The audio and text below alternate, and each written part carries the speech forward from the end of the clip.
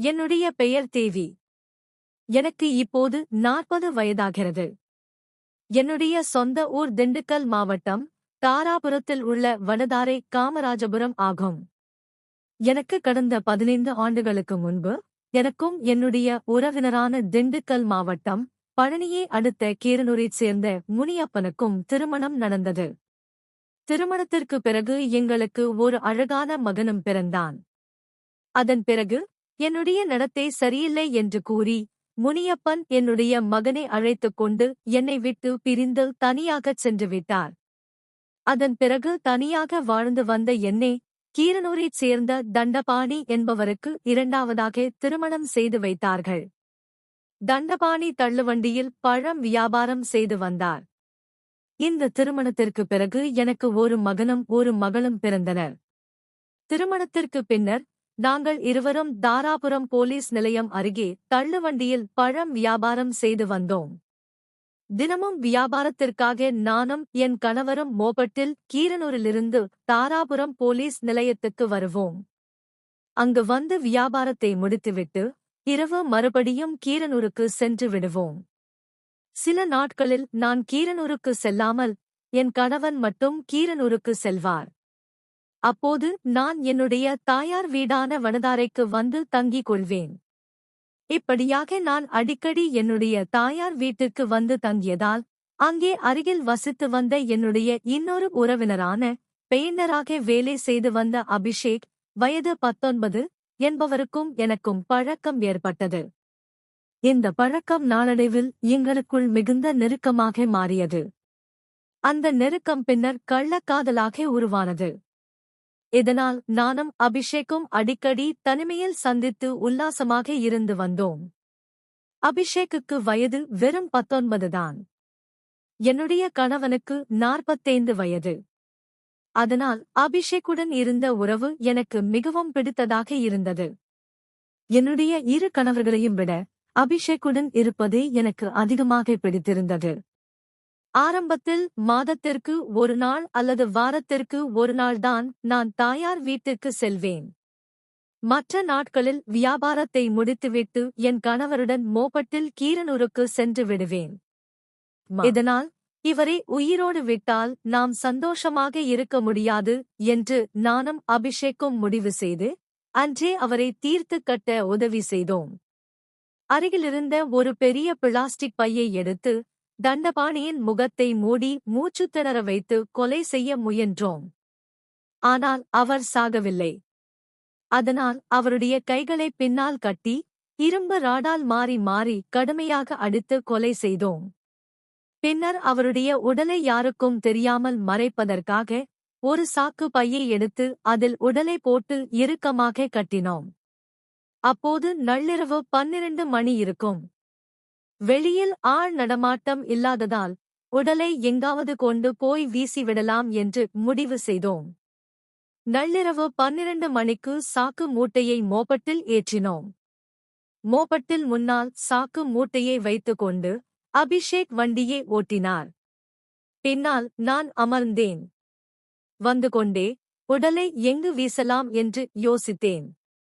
அப்போது தாராபுரம் ஒட்டஞ்சத்திரம் சாலை அருகே பழனி பிரிவு அமராவதி ஆற்றின் அருகில் உள்ள ஒரு கிணறு நினைவுக்கு வந்தது. அந்த பகுதிக்கு செல்லுமாறு அபிஷேக்கிடம் கூறினேன். அந்த நாளில் ரோந்து பணியில் யாரும் இல்லை.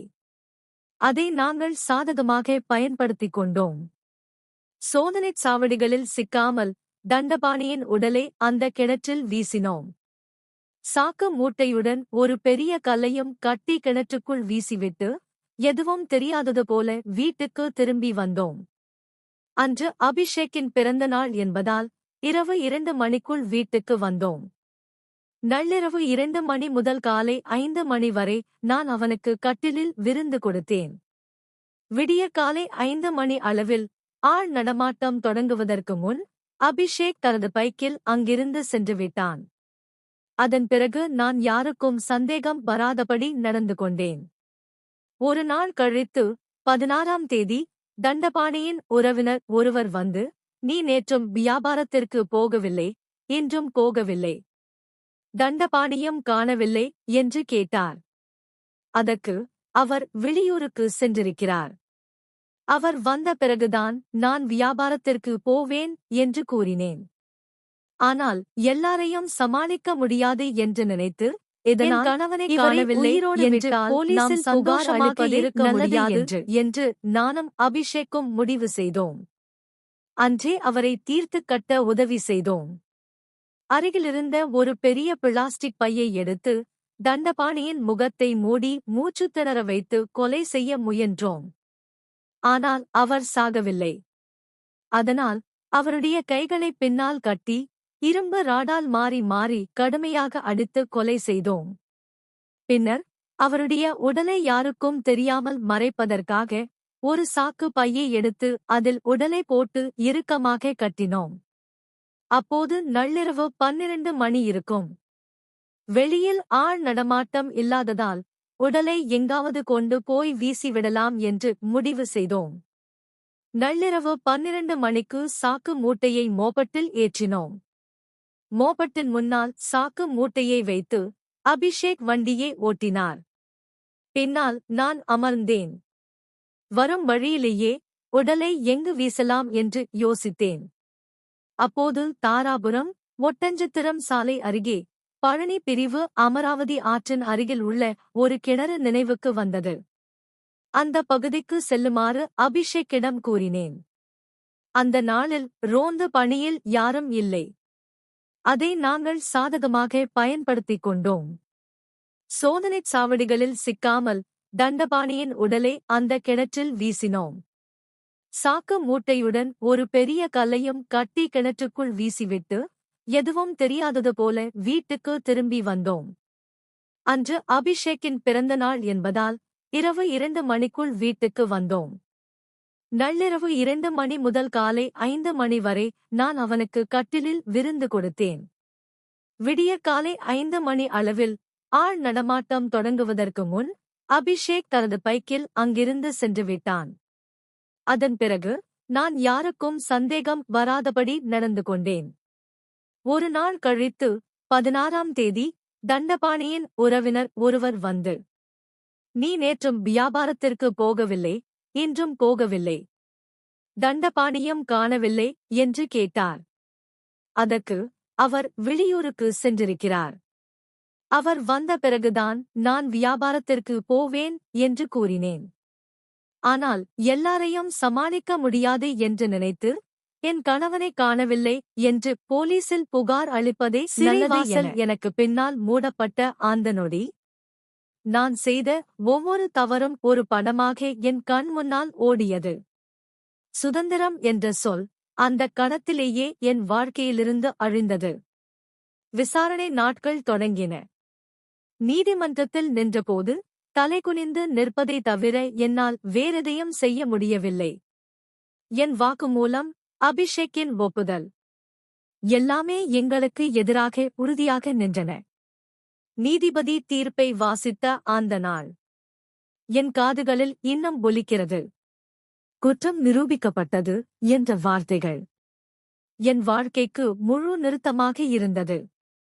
அபிஷேக்கும் நானும் தனித்தனி சிறைகளுக்கு அனுப்பப்பட்டோம்.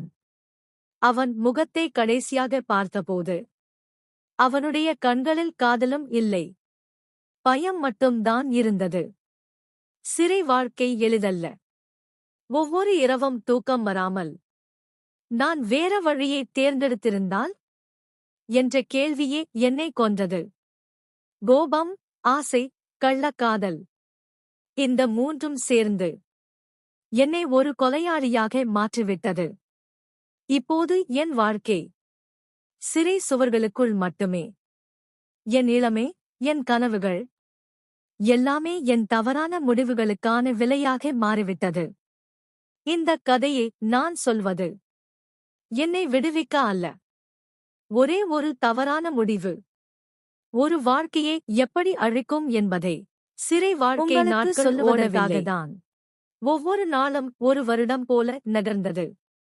காலை மணி ஒலி கேட்டதும் எழுந்து கொள்ள வேண்டிய கட்டாயம், வரிசையில் நின்று எண்ணப்படுவது, அனைத்தும் என்னை ஒரு கைதி என்ற அடையாளத்துக்குள் பூட்டி வைத்தது.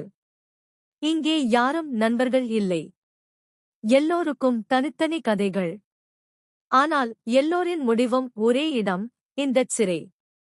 இரவு நேரங்களில்தான் என் உண்மையான தண்டனை ஆரம்பிக்கும். அந்த அமைதியில் என் மனசாட்சி மட்டும் என்னை தூங்க விடாமல் கேள்விகள் கேட்கும். அன்று கோபத்தை அடக்கியிருந்தால், அன்று உண்மையை சொல்லியிருந்தால், ஒரு தவறான உறவுக்காக ஒரு உயிரை எடுத்தது நியாயமா? இந்த கேள்விகளுக்கு என்னிடம் எந்த பதிலும் இல்லை.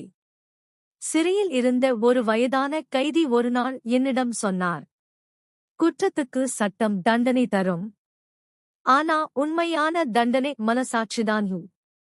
அந்த வார்த்தைகள் என் நெஞ்சில் குத்தியது. வெளியில் என் பெயர் ஒரு குற்றவாளி, உள்ளே நான், என் தவறுகளால் சிதைந்த ஒரு பெண். அபிஷேக் பற்றிய நினைவுகள் இப்போது வெறுப்பாக கூட இல்லை, வெறுமையாக தான் இருக்கிறது. ஒரு காலத்தில் காதலாக தோன்றியது, இப்போது என் வாழ்க்கையை அழித்த விஷமாக மாறிவிட்டது. இன்றைக்கு நான் புரிந்து கொண்ட ஒரே உண்மை, கள்ளக்காதல் சுகம் தரும் என்று நினைத்தேன். ஆனால் அது சிறை சுவர்களை மட்டுமே பரிசாக கொடுத்தது. இந்த கதையை நீங்கள் கேட்கும்போது ஒரு விஷயத்தை நினைவில் வையுங்கள்.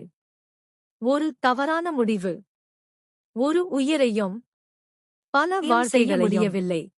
ஒரே நேரத்தில் அழிக்க முடியும். அபிஷேக்கின் ஒப்புதல் எல்லாமே எங்களுக்கு எதிராக உறுதியாக நின்றன. நீதிபதி தீர்ப்பை வாசித்த அந்த நாள் என் காதுகளில் இன்னும் ஒலிக்கிறது. குற்றம் நிரூபிக்கப்பட்டது என்ற வார்த்தைகள் என் வாழ்க்கைக்கு முழு நிறுத்தமாக இருந்தது.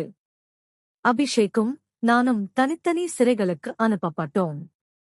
அவன் முகத்தை கடைசியாக பார்த்தபோது அவனுடைய கண்களில் காதலும் இல்லை, பயம் மட்டும்தான் இருந்தது. சிறை வாழ்க்கை எளிதல்ல. ஒவ்வொரு இரவும் தூக்கம் வரா